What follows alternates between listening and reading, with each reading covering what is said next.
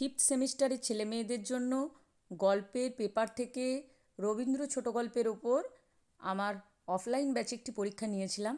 তোমরা অনেকেই এক্সামটা দিতে চেয়েছিলে, তাই তোমাদের জন্য প্রশ্নপত্রটি দিয়ে দিচ্ছি আমি। তোমরা খাতায় প্রশ্নগুলো লিখে আনসারগুলো লিখে আমাকে জানিও কার কতটা স্কোর হচ্ছে। আগে কিন্তু তোমরা দেখে নিও না উত্তর, চেষ্টা করবে নিজে থেকে করার।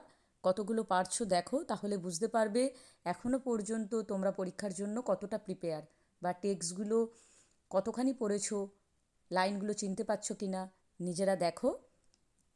তারপর আমাকে কমেন্ট সেকশানে প্রত্যেকে কিন্তু জানিও কার কত স্কোর হলো।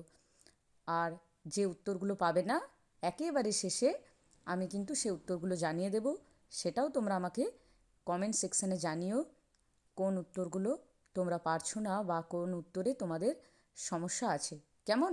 আমি আশা করব ফিফথ সেমিস্টারের বেশিরভাগ ছেলেমেয়েই পরীক্ষাটা দেবে। তার কারণ তোমরা পরীক্ষাটা দিলে তোমরা নিজেরাও বুঝতে পারবে যে তোমরা কতখানি প্রিপেয়ার। যদি মনে করো যে প্রশ্ন উত্তর পড়া নেই, তাহলে একদিন সময় নাও, ভালো করে পড়ে নাও, তারপরের দিন প্রশ্ন পেপারটা নিয়ে বসো। কেমন? সোমবার আমার অফলাইন ব্যাচে আধুনিক ছোট গল্পের ওপরও একটা এক্সাম হবে।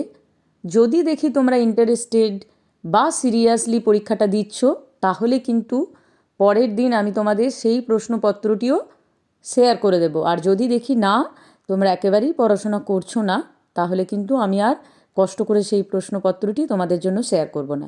তোমরা ঠিক করো পরীক্ষাটা দেবে কি দেবে না। আজকের ভিডিওটা এই পর্যন্তই। Thank you. প্রত্যেকে কমেন্ট সেকশানে কিন্তু আমাকে নম্বরগুলো জানিও।